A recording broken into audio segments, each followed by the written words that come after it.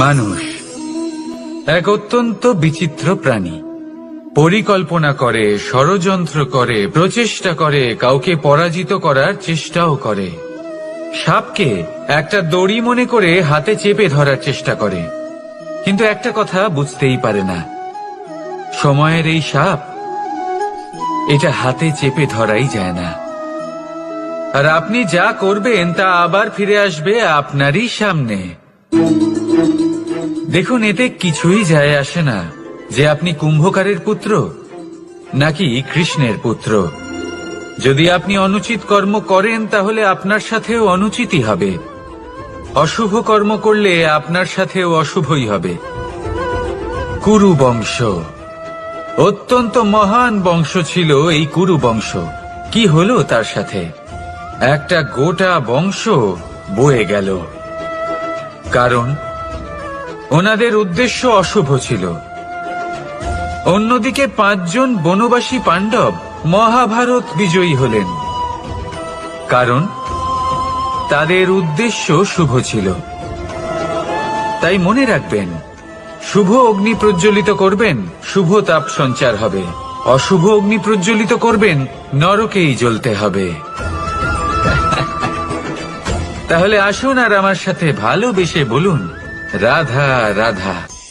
জীবনে এমন কিছু কাজ রয়েছে যা আপনাকে একাই করতে হয়, আর এমন কিছু কাজ রয়েছে যা আপনাকে একসাথে মিলে করতে হয়, একজোট হয়ে, সঙ্গবদ্ধ হয়ে। এবার সঙ্গবদ্ধ বলতে কি বোঝাতে চাইছি? আমি তাদের কথা বলছি না যারা বাস্তবিকভাবে একে অপরের সাথে কাজ করেন। আমি তাদের কথা বলছি যারা একে অপরের থেকে দূরে থেকেও একে অপরকে বিশ্বাস করেন। আমি আগেও বলেছিলাম, সমস্ত বিশ্বের আশা বিশ্বাসেই বসবাস করে, তাই না? তাই যেখানে সমস্ত বিশ্ব আছে, সমস্ত সংসার আছে, সেইখানেই বিশ্বাস রয়েছে। তাই আপনার আশেপাশে এমন দল সঙ্গবদ্ধ করুন যাদের আপনার উপর বিশ্বাস আছে আর যাদেরকে আপনি বিশ্বাস করতে পারেন। তাহলে আসুন আর আমার সাথে ভালোবেসে বলুন, রাধা রাধা। আমরা যে মানুষকে চাই, যাকে আমরা ভালোবাসি, তাকে একটা উপহার অবশ্যই দিতে চাই। এমন এক উপহার যা ওনার ভালো লাগবে, যা শ্রেষ্ঠ হবে, অতি প্রিয় হবে, বহুমূল্য হবে, বা বলতে পারেন মূল্যবান হবে। তাই আমরা কি করি? আমরা বাজারে যাই, তার জন্য স্বর্ণ, আভূষণ, হিরে, মুক্তো এইসব নিয়ে আসি। কিন্তু এটাই কি সর্বশ্রেষ্ঠ উপহার? কখনোই নয়। সর্বশ্রেষ্ঠ উপহার হলো স্বাধীনতা, তাকে নিজের মনের মতো বাঁচার স্বাধীনতা। যদি আপনি কাউকে স্বাধীনতা না দিতে পারেন, তাহলে সে কোথাও না কোথাও বন্দী হয়ে যায়, তার বিকাশ কোথাও না কোথাও আটকে যায়। কিন্তু যদি আপনি কাউকে স্বাধীনতা দিতে পারেন, তাহলে আপনি দেখবেন ও সমস্ত সংসারকে, এই জীবনকে নিজের দৃষ্টিভঙ্গি দিয়ে দেখবে, বুঝবে যে কোনটা হলো উচিত আর কোনটা হলো অনুচিত। আর এটাই হলো সর্বশ্রেষ্ঠ। আর এবার যদি কাউকে স্বাধীনতার মাধ্যমে এত বড় একটা শক্তি দিতে পারেন, তাহলে আপনি আমাকে বলুন, এর থেকে বড় উপহার আর কি হতে পারে? আসুন আর আমার সাথে ভালোবেসে বলুন, রাধা রাধা। পিতা আর পুত্রের সম্পর্ক অত্যন্ত মধুর হয়ে থাকে। পিতা স্বপ্ন দেখেন, তাকে পূর্ণ করার সকল সম্ভাব্য চেষ্টা করেন, কিন্তু তাও অনেক সময় ওনার স্বপ্ন অপূর্ণ থেকে যায়। তখন পিতা ভাবেন যে স্বপ্ন উনি পূর্ণ করতে পারেননি, ওনার সন্তান তা অবশ্যই পূরণ করবে। যে স্থানে উনি কখনো পৌঁছতে পারেননি, সেই স্থানে ওনার পুত্র অবশ্যই পৌঁছবে। পিতা নিজের সন্তানের ভবিষ্যৎ নিয়ে সেই স্বপ্ন দেখেন, আর যখন সেই সন্তান সামনে এগোতে থাকে, তখন তার দুঃখ হয় না, বরং গর্ব হয়। ওনার ভালো লাগে এটা দেখে যে ওনার সন্তান অনেক উন্নতি করছে। কিন্তু যখন সন্তান নিজের অভিভাবকের শক্তি দেখে, তার যশ দেখে হিংসা করতে থাকে, সমস্যা সেইখানেই শুরু হয়। সেই জন্য সকল সন্তানকে এটা মনে রাখতে হবে, দেখুন, পুত্র হবার সুবাদে, এক সন্তান হবার সুবাদে এটা হলো আপনার অধিকার যে আপনি আপনার পিতার থেকে বেশি উন্নতি করবেন। আপনার পিতাও এটাই চান, কিন্তু সুস্থভাবে এটা করুন। একটা রেখা টেনে নিন যাতে আপনি তাতে এগোতে পারেন আর আপনার পিতার তাতে গর্ববোধ হয়, আর সেই বিষয়ে দুঃখ না হয় যে আমার সন্তান আমাকেই ছোট করার চেষ্টা করছে। ইতিহাস সাক্ষী রয়েছে, যে মানুষ অন্য কাউকে ছোট করার চেষ্টা করেছেন সেই মানুষই ছোট হয়ে গেছেন। আর আমার মনে হয় না আপনি এটা চান, কারণ কোনো একদিন আপনিও কারোর পিতা হবেন। আসুন আমার সাথে ভালোবেসে বলুন, রাধা রাধা। সাথী। সাথী এই শব্দটির ব্যাখ্যা কে কিভাবে করে? মিত্র, সখা, বন্ধু, কিন্তু অর্থ একটাই। তিনি যিনি আপনার সঙ্গী হন আর তিনি যার সাথী আপনি হন। এবার সব থেকে বড় প্রশ্ন হলো এটাই যে তিনি কে হতে পারেন যাকে আপনি আপনার সাথী বলে মেনে নিতে পারেন, নিজের সখা, নিজের মিত্র, নিজের বন্ধু মেনে নিতে পারেন। আপনার সাথী হলেন তিনি যিনি দুঃখের সময় আপনার পাশে থাকবেন, আপনার হাত ধরে থাকবেন। আপনার সাথী হলেন তিনি যার হাত আপনি নিজের সুখের দিনে ধরে থাকবেন। সেই সাথীরই হাত ধরুন যিনি দুঃখে সবসময় আপনাকে সাহায্য করার জন্য তৎপর হয়ে থাকেন, আপনার পাশে থাকেন, আর যাকে সুখের দিনে আপনি আপনার সাথে রাখতে পারেন। আর যখন আপনার সাথে আপনার এই সাথী থাকবে তখন আপনি এটা বুঝবেন যে যখন জীবনে দুঃখ আসে তখন এই দুঃখ কমে যায়, সবার মধ্যে ভাগ হয়ে যায়। আর যদি তখন সুখ আসে তাহলে সেটা সবার উপস্থিতিতে আরো বেড়ে যায়। এটাই হলো প্রেম, এটাই হলো ভালোবাসা, এটাই হলো সঙ্গ, যেমন সম্পর্ক আমার আর রাধার মাঝে। তাহলে আসুন আর আমার সাথে ভালোবেসে বলুন, রাধা রাধা। প্রেম এই সংসারে এসেছিল এই সংসারকে প্রেমের শিক্ষা দেওয়ার জন্য, এই জীবনের সুখের অনুভূতি আসলে কি তা শেখানোর জন্য। কিন্তু যদি সত্যি কথা বলি তো আমি নিজেই প্রতিদিন প্রেমের নতুন নতুন স্বরূপ দেখতে পাই, প্রেমের একটা নতুন অনুভূতি প্রত্যেক নতুন দিনে।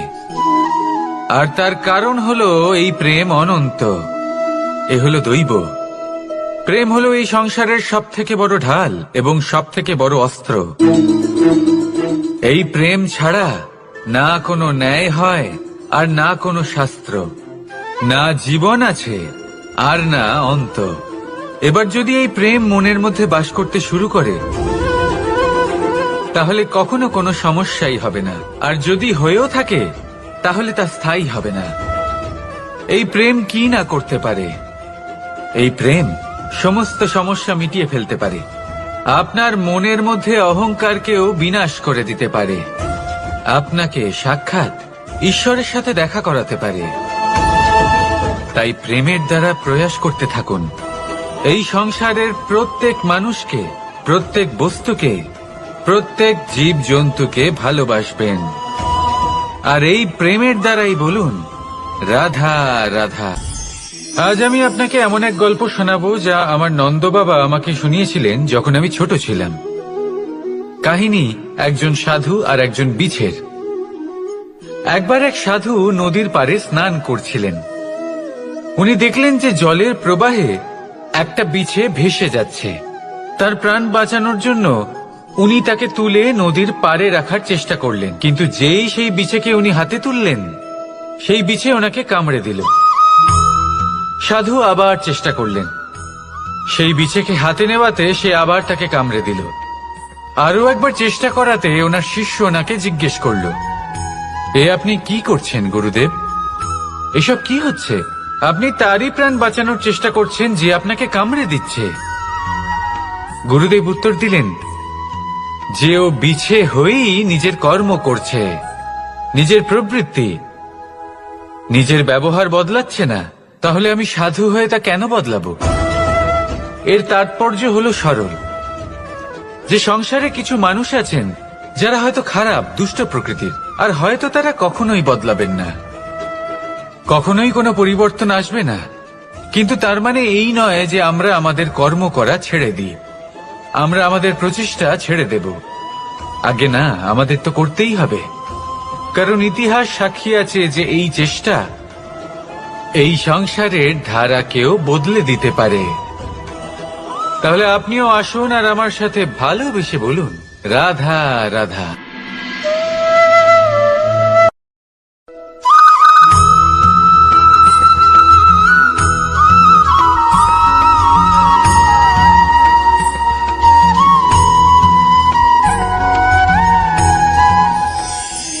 ভাগ্য, কত সুন্দর শব্দ এই ভাগ্য, কিন্তু যতটা সুন্দর ঠিক ততটাই রহস্যময় এই শব্দ। কখন কি হবে কেউ জানে না। লোকে বলে যে ভাগ্যে যা লেখা আছে তার চেয়ে বেশি কিছুই পাওয়া যায় না, তার চেয়ে কমও কিছুই পাওয়া যায় না। নিয়তির যা রচনা তা কখনো মোছা যায় না। কিন্তু কেউ এইটা বোঝে না যে নিয়তি আপনার কর্মের দ্বারা বদলায়। যদি আপনি শুভ চিন্তা করেন, শুভ কর্ম করেন, তাহলে নিয়তি আপনার সাথে খারাপ কিছু হতেই দেবে না। কখনো আকাশে পাখিদের দেখুন, তারা কখনো ভাগ্যের উপর নির্ভরশীল হয় না। যতই ঝড় আসুক, যতই তীব্র হাওয়া দিক, ঘুরতে থাকে, একটা জিনিস জড়ো করে নিজের সৌভাগ্য, নিজের বাসা নিজেই তৈরি করে। নিজের সন্তানের জন্ম দেয়, তাকে লালন পালন করে, নিজেই তাকে উড়তে শেখায়, কখনোই ভাগ্যের উপরে নির্ভরশীল হয় না সে। এই বিষয়টা আমাদেরও শিখতে হবে। তাই মনে রাখবেন, আপনার ভাগ্য নিয়তির লিখন নয়। আপনার ভাগ্য তাই যেটা আপনি দিনের পর দিন আপনি নিজেই লেখেন। কিছু নিজে পরিশ্রম করে, কিছু নিজের ভাবনার জোরে। রাধা রাধা। মানুষের স্বভাব হলো যে সে সবসময় নিজে বলতে চায়, কারুর কথা শুনতে চায় না। কিন্তু তার এই স্বভাব তাকে এক বিশাল বড় জ্ঞানের থেকে দূরে সরিয়ে রাখে, সামনের মানুষের ব্যক্তিত্বের জ্ঞানের থেকে দূরে। তাই যদি আপনি কাউকে চিনতে চান, কাউকে বুঝতে চান, তাকে থামাবেন না, শুধু বলতে দিন। কারণ একজন ব্যক্তির ব্যক্তিত্ব লুকিয়ে থাকে তার কথার মধ্যে, আর তার আসল পরিচয় লুকিয়ে থাকে তার শব্দের পেছনে। বলতে দিন, আস্তে আস্তে আপনি সব বুঝতে পারবেন। এটাই তফাৎ হলো একজন সাধারণ মানব আর একজন মহামানবের মধ্যে। এক যে কাউকে বলতে দেয় না, আর এক যে সবার কথা শুনে। তাহলে সিদ্ধান্ত আপনার, আপনি কি সাধারণ হতে চান না অসাধারণ? কারণ এই ভবিষ্যৎ আপনার। রাধা রাধা। ধৈর্য, এই ধৈর্য কি কোনো গুণ, কোনো অনুভূতি, কোনো দৃষ্টিভঙ্গি? আমার জন্য ধৈর্য এক বাহন। আপনি হয়তো ভাবছেন, এ কেমন বাহন? বাহন তো ঘোড়া হতে পারে, হাতি হতে পারে, উটও হতে পারে, কিন্তু ধৈর্যকে বাহন বানানো মানে? চলুন আপনাকে একটা কথা বোঝাই। পৃথিবীতে এমন কোনো বাহন নেই যে তার আরোহীকে আছড়ে ফেলেনি। সেটা উট হোক বা হাতি হোক বা ঘোড়া হোক, চলতে চলতে কখনো নড়বড় করেই বসে। তারপর সেই আরোহী পড়ে কারোর পায়, তারপর পড়ে তার নিজের নজরে। কিন্তু ধৈর্যরূপী বাহন কখনো কাউকে ফেলে না, কখনো না। না সেই আরোহী কারোর পায়ে পড়ে, আর না তো নিজের নজরে। কারণ ধৈর্য আপনাকে বিবেক প্রদান করে, বিবেক আপনাকে পরিকল্পনায় সাহায্য করে, আর পরিকল্পনা প্রদান করে আপনাকে শক্তি, আপনার লক্ষ্যের দিকে অগ্রসর হওয়ার। বুঝলেন? ধৈর্যকে সঙ্গে রাখুন, নিজেকে আরো ধৈর্যশীল করে তুলুন। এই ধৈর্যের সাহায্যে আরোহণ করে দেখুন কিভাবে এই বাহন আপনাকে আপনার গন্তব্যে পৌঁছে দেবে। রাধা রাধা। ভাগ্য আর কর্ম, এই দুই এমন শব্দ যাকে ঘিরে সমগ্র সংসার। কেউ বলে আমার ভাগ্যে এটা ছিল না, যা পেলে আমার জীবন অন্যরকম হতো। কেউ বলে আমার গত জন্মের কর্ম নিশ্চয়ই এমন ছিল, যে কারণে এই জন্মে এরকম ভাগ্য পেয়েছি আমি। এসব বাদ দিন আর একবার শান্ত চিত্তে ভাবুন। আপনি বুঝতে পারবেন যে ভাগ্য আর কর্ম এই দুই এই জন্মের। তফাৎ শুধুমাত্র এটাই যে যদি ভাগ্যের কথা বলা হয়, তাহলে আপনি এই ভাগ্যের থেকে যত বেশি আশা করবেন তত বেশি নিরাশ হবেন আপনি। কারণ এই আশা আপনাকে কর্ম করা থেকে আটকায়। যদি কথা বলা হয় কর্মের, তাহলে নিজের কর্মের প্রতি যত বিশ্বাস রাখবেন তত বেশি সফলতা আপনার কাছে আসবে। তাই একটা কথা মনে রাখবেন, ভাগ্য আপনার কর্ম নির্ধারণ করে না, কিন্তু আপনার কর্ম আপনার ভাগ্যকে অবশ্যই নির্ধারণ করে। রাধা রাধা। এই সংসারে আলোর উৎস কি? সূর্য। এই সংসারে মিষ্টি জলের উৎস কি? নদী। এই সংসারে উচ্চতার প্রতীক কি হয়? হিমালয় পর্বত। আমরাও জীবনে এরকমই হতে চাই, সূর্যের মতো তেজস্বী হতে চাই, নদীর মতো পূজনীয় হতে চাই, হিমালয় পর্বতের মতো উচ্চতা লাভ করতে চাই। সব ঠিক আছে, কিন্তু তার জন্য আমরা কাজ কি করি? যদি এরকম আমরা হতে চাই, তাহলে সবার আগে সূর্যের মতো নিজেকে উজ্জ্বল করুন। সূর্যের সব থেকে বেশি আলো নিজের অন্তরে থাকে। নদীর মতো নিজের পথ নিজেই তৈরি করুন। পাথরের সাথে ধাক্কা খাওয়ার পরেও থেমে না যাওয়া শিখুন। হিমালয় পর্বতের মতো উচ্চতা লাভ করতে হলে সেটার মতো অটল থাকতে শিখুন। একটা কথা অবশ্যই মনে রাখবেন, নিজেকে জ্বালাবেন, তবেই সংসারকে আলোকিত করতে পারবেন। রাধা রাধা। প্রতীক্ষা, প্রয়াস, এই দুই জীবনের অভিন্ন অঙ্গ। দেখতে গেলে আমরা জীবনে কারোর না কারোর প্রতীক্ষা অবশ্যই করি। সে কোনো ব্যক্তি হোক বা সময় হোক বা কোনো ভাবনা, সবকিছুই হতে পারে। আর দেখতে গেলে সব সময় কেউ না কেউ কিছু প্রয়াসও করে চলেছে। যেমন সাফল্য আসার প্রতীক্ষা, বিফলতা যাতে না আসে তার জন্য প্রয়াস, সুখ আসার প্রতীক্ষা, দুঃখ যাতে না আসে তার জন্য প্রয়াস। এবার প্রতীক্ষা আর প্রয়াসের মধ্যে এক ঘনিষ্ঠ সম্পর্ক রয়েছে, আর তা হল যিনি প্রতীক্ষা করেন তিনি ঠিক তাই পান যা একজন প্রয়াস করা ব্যক্তি পেছনে ফেলে আসে। তাই প্রতীক্ষা নয়, প্রয়াস করুন। এই প্রয়াসের মধ্যেই সুখের চাবিকাঠি রয়েছে। রাধা রাধা। মানুষ কর্ম করেন। আমি বারংবার বলি যে ফলের আশা করবেন না। তাও মানুষ কোথাও না কোথাও নিজের কর্মের বদলে কোনো না কোনো ফলের আশা অবশ্যই রাখেন। কখনো তিনি সফল হন, কখনো অসফল। সেই জন্যই আমি বলি যে ফলের আশা কখনো রাখবেন না, কারণ সাফল্য বা অসফলতা মনের মধ্যে রাখলে কখনো কোনো লাভ হয় না। যদি সাফল্য মনের মধ্যে রাখেন তাহলে অহংকার জন্ম নেবে। যদি অসফলতা মনের মধ্যে রাখেন তাহলে এক হীনমন্যতায় আপনি ভুগবেন, যা দিয়ে কোনো শুভকর্ম হবে না। সেই জন্য শুধুই কর্ম করে যান, কর্মেই মগ্ন থাকুন।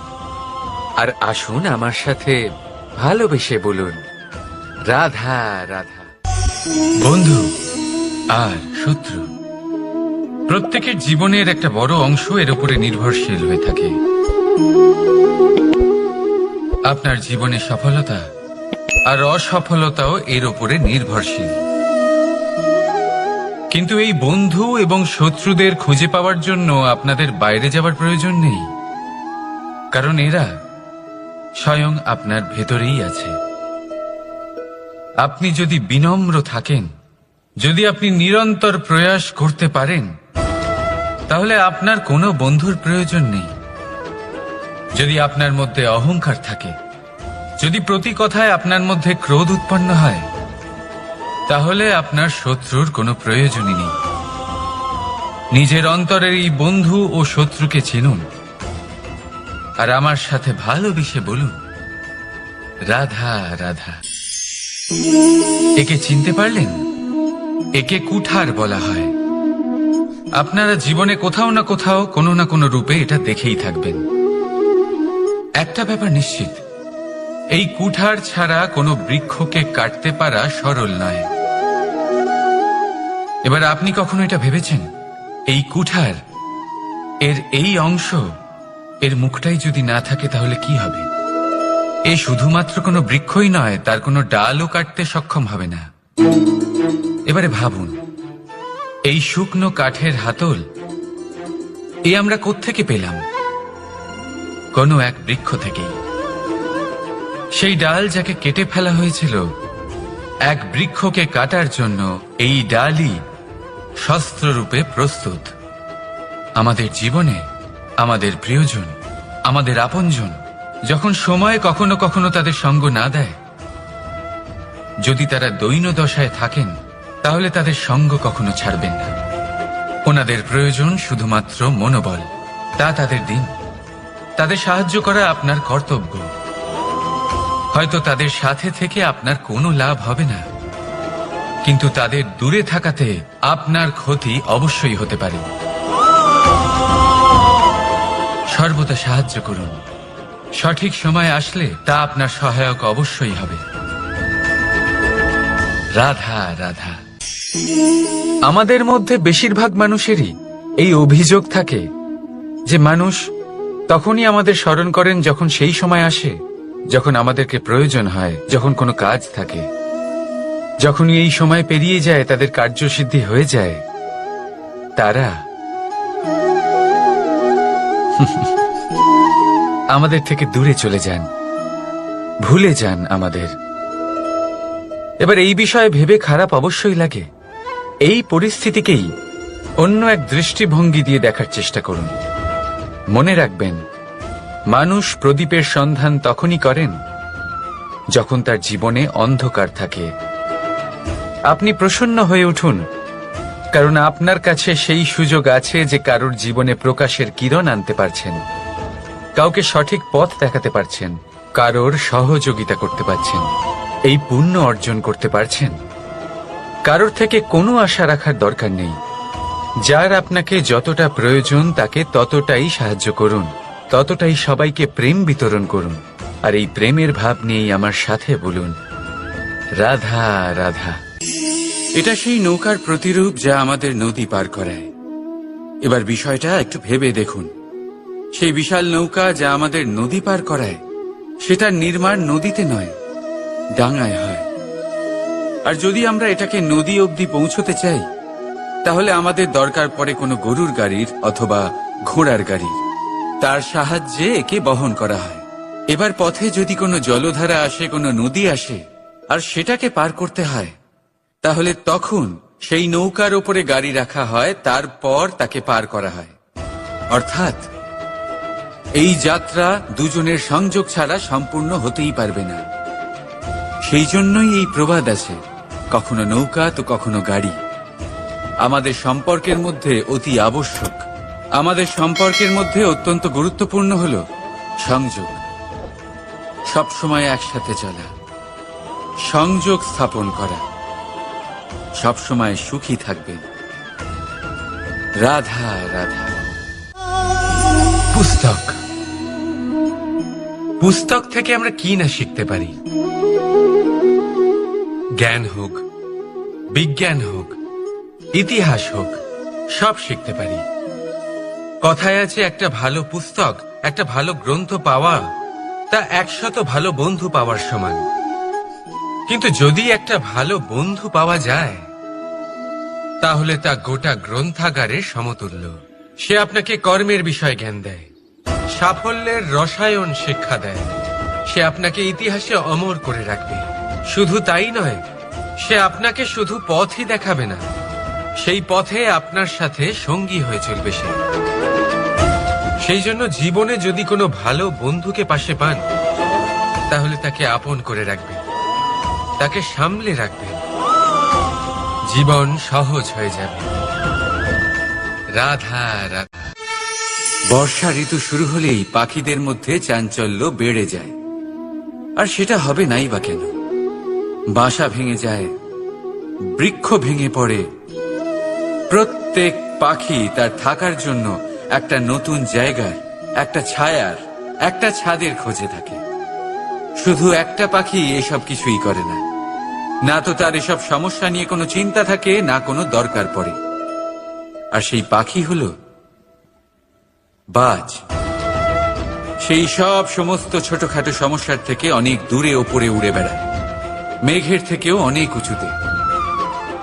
তাই এই সব ছোটখাটো সমস্যা যা আপনার জীবনে এসে থাকে, এই সব নিজের চারপাশকে ঘিরতে দেবেন না। নিজের চিন্তা ভাবনাকে অনেক উঁচুতে রাখুন। আপনার সমস্ত সমস্যা নিজে থেকেই নিচে চলে আসবে। রাধা রাধা। আপনি কখনো কোনো ইঁদুর দেখেছেন? তার সবসময় কিছু না কিছু চাই, ঠোকরাতে থাকে সারা দিন সারা রাত। কখনো আপনার রান্নাঘর থেকে কিছু নেবে, তো কখনো ভাড়ার ঘর থেকে কিছু নেবে। কখনো আপনার জামা ছিঁড়বে, কিছু তুলে নিজের গর্তে নিয়ে চলে যাবে। কিন্তু আপনি দেখুন, সে কখনোই সন্তুষ্ট হয় না, ওর পেট কখনোই ভরে না। ঠিক তারই বিপরীত হলো নদী। কারোর থেকে কিছুই নেয় না, শুধুই দান করে। নিজের জল এই প্রকৃতিকে বিলিয়ে দেয়, এই ধরাকে ভিজিয়ে বয়ে চলে, এই প্রকৃতিকে একটা নতুন জন্ম দেয়। আর এই নদী যে সবসময় শুধুমাত্র দান করে, আপনি দেখবেন এই নদী কখনোই খালি হয়ে যায় না। এটা থেকে আপনি কি শিখলেন? যে সবসময় ছিনিয়ে খায়, সে সবসময় অভুক্তই থাকে। যে ব্যক্তি সবসময় সবাইকে দান করে, তাকে এই ক্ষুধা কখনোই জ্বালায় না। যে ইঁদুর যে সবসময় ছিনিয়ে খায়, একলা হয়ে যায়, তার শত্রু তৈরি হয়। সেখানেই নদী যে সবসময় সবাইকে দান করে, তাকে মানুষ মা ভেবে তার পুজো করে। তাই ছিনিয়ে নয়, দান করাতে বিশ্বাস রাখুন। আর আসুন আমার সাথে ভালোবেসে বলুন, রাধা রাধা। কোন ব্যক্তির ব্যক্তিত্ব কিভাবে তৈরি হয়? আপনার কি মনে হয় যে ব্যক্তি জন্ম থেকে তার স্বভাব নিয়ে জন্মায়? নাকি আপনার মনে হয় যে এই প্রকৃতি ব্যক্তির জন্য তার নিয়তি রচনা করে? না, এরকম একেবারেই হয় না। আমি আপনাকে বোঝাচ্ছি। যখনই বৃষ্টি পড়ে, কোনো বিন্দুর দিকে দেখবেন। এবার এই বিন্দু যেখানে পড়ছে, তার উপরে নির্ভর করছে তারপর কি হবে। যদি এই বিন্দু পড়ে কোনো ক্ষেতের ওপরে, তাহলে কোনো নতুন ফসলের জন্ম দেবে। যদি সে গরম কড়াইতে পড়ে, তাহলে বাষ্পীত হবে। যদি সে কোনো সাপের মুখের ভেতরে পড়ে, তাহলে বিষ তৈরি হবে। ঝিনুকের ভেতরে পড়লে মুক্ত তৈরি হবে। যদি কোনো পাতার ওপরে পড়ে, তাহলে শিশির তৈরি হবে। একই বিন্দু, কিন্তু তার সঙ্গত তার ভবিষ্যৎ এবং ব্যক্তিত্ব নির্ধারণ করবে। এবার এটা তো শুধুমাত্র এক বিন্দু, তার কাজ হলো শুধুমাত্র পড়া। কোথায় সেটা সেও নির্ধারণ করতে পারে না। কিন্তু আপনি হলেন মানুষ। আপনি বাছাই করতে পারবেন যে আপনার সঙ্গী কারা হবে, কাদের সাথে আপনি মেলামেশা করে বড় হবেন। তাই তা ভালোভাবে করুন, কারণ এই নির্বাচন আপনার হাতে, কারণ এই জীবন আপনার, ভবিষ্যৎ আপনার। এবার আপনি মহান হতে চান কি না, তার নির্ণয় আপনাকেই করতে হবে। আসুন আমার সাথে ভালোবেসে বলুন, রাধা রাধা। সুরক্ষা প্রত্যেক ব্যক্তির জন্য গুরুত্বপূর্ণ, কিন্তু এটাই মানুষের সবথেকে বড় শত্রু। কিভাবে? ভেবে দেখুন। একজন মানুষ যখন একটা সুরক্ষিত পরিবেশে থাকে, তখন তার মধ্যে আলস্য চলে আসে। সে জানে যে আমাকে না ভবিষ্যতের জন্য কিছু করতে হবে, আর না আজকের জন্য কিছু করতে হবে, শুধুই জীবন যাপন করতে হবে। এই সুরক্ষা কবচ থেকে বাইরে বেরোনো অত্যন্ত জরুরি। ভাবুন, পাখি যে তার সন্তানকে জন্ম দেয়, কিছুদিন পরে তাকে তার বাসা থেকে বের করে দেয়। কেন? যদি এরকম না করে তাহলে সেই সন্তান জীবন কাটাতেই শিখবে না। যদি তাকে ডাল থেকে নিচে না ফেলে দেয়, সেই সন্তান উড়তেই শিখবে না। তার পাখনা শক্তিশালী হবেই না। সে তার নিজের বাসা তৈরি করার চেষ্টাই করবে না। পাখি তার বাসা তখন তৈরি করে যখন তার অভিভাবক তাকে ত্যাগ করে। মনে রাখবেন, আপনি সুরক্ষা কবচের বাইরে বেরোলে বিপদ অবশ্যই আসবে, যার জন্য আপনি সতর্ক হবেন, তার মোকাবিলা করবেন, শক্তিশালী হবেন। এবার সেই বিপদ যাতে আর না আসে সেই জন্য আপনি পরিকল্পনা করবেন। তাই যদি আপনি নিজের বিকাশ চান, তাহলে যখনই আপনার মনে হবে যে আপনি একটা সুরক্ষিত পরিবেশে রয়েছেন, সুরক্ষিত কবচের মধ্যে রয়েছেন, তখন সেখান থেকে বাইরে বেরোন। সেখানেই পাবেন আপনার বিকাশ। রাধা রাধা। এই উই ধরা গাছের গুড়ি দেখতে পাচ্ছেন আপনারা? কোনো এক সময় এটা একটা সুগঠিত কাণ্ড ছিল। কোনো একদিন এক সুদূর বন থেকে একটি উই পোকা এখানে আসে, এতে বাসা বানায়। এই গাছের গুড়ি তখন কোনো প্রতিবাদ করেনি। তারপর দেখতে দেখতে সময়ের সাথে আরো উই এখানে জমাট বাঁধে, আর ক্রমাগত তাদের সংখ্যা বাড়তে থাকে। আর দেখতে দেখতেই এই কাঠের গুঁড়ি আর প্রতিবাদ করার মতো অবস্থাতেই থাকে না, নিজেই এক শুকনো কাঠে পরিণত হয়। কিছু বুঝতে পারলেন? অসৎ সঙ্গ, অসৎ অভ্যাস সময় থাকতে থাকতে বন্ধ করে দিন। আর যদি এরম না হয়, এ আপনার জীবন চক্র স্তব্ধ করে দেবে। রাধা রাধা। এই পাত্র দেখছেন আপনারা? কি সুন্দর এটা! জলকে শীতল রাখে আর ঘরকে সুন্দর। এবারে ভাবুন, যদি এই পাত্র আমার হাত থেকে পড়ে যায় তাহলে? ভেঙে গেল, তাই না? এবার কি হবে? আপনি বলবেন সহজ ব্যাপার, আরো একটা পাত্র কিনে নাও, এক মুদ্রায় পেয়ে যাবে। এই পাত্রের বাস্তবিক মূল্য আপনি যদি জানতে চান, তাহলে সেই কুম্ভকারকে জিজ্ঞাসা করুন, যিনি এই পাত্র বানিয়েছেন। কতটা পরিশ্রম করতে হয়েছে ওনাকে তা জিজ্ঞেস করুন। সর্বপ্রথম তিনি সেই মাটি মেখেছেন, তারপর তাকে চাকায় বসিয়ে গঠন করেছেন, তারপর কতবার চেষ্টা করে তাকে সঠিক আকার দিয়েছেন, তারপর আগুনের তাপে পুড়িয়ে তাকে কঠিন বানিয়েছেন, তারপর রং করে তাকে সাজিয়ে আমাদের সামনে প্রস্তুত করেছেন। এত পরিশ্রম দ্বারা তৈরি এই পাত্র আমরা স্বল্প দামে নিজের করে নিলাম। এটাই হয় পরিবারের সাথেও। অনেক সময় মানুষ আবেগের বশে, স্বার্থের কারণে এই পরিবারকে ভেঙে ফেলে। কখনো ভেবেছেন সেই মাতা পিতার বিষয়, যারা সেই পরিবারকে গড়ে তুলেছেন, তাকে আগলে রেখেছেন, পালন পোষণ করেছেন? কখনো ভেবেছেন সেই বিষয়ে? ভবিষ্যতে যদি কখনো এরকম কোনো চিন্তাধারা মাথায় আসে, এমন কোনো ভাবনা আসে যার কারণে আপনি পরিবারকে ভাঙতে চলেছেন, নিজেকে আটকে নিন। নিজেকে মনে করান সেই মাতা পিতার বিষয়ে, ওনাদের পরিশ্রমের বিষয়, ওনাদের ধৈর্যের বিষয়, তাদের প্রেমের বিষয়। আপনার আশা, আবেগ, আপনার স্বার্থ সিদ্ধি, এই সব কিছু তার সামনে খুবই ছোট মনে হবে। রাধা রাধা।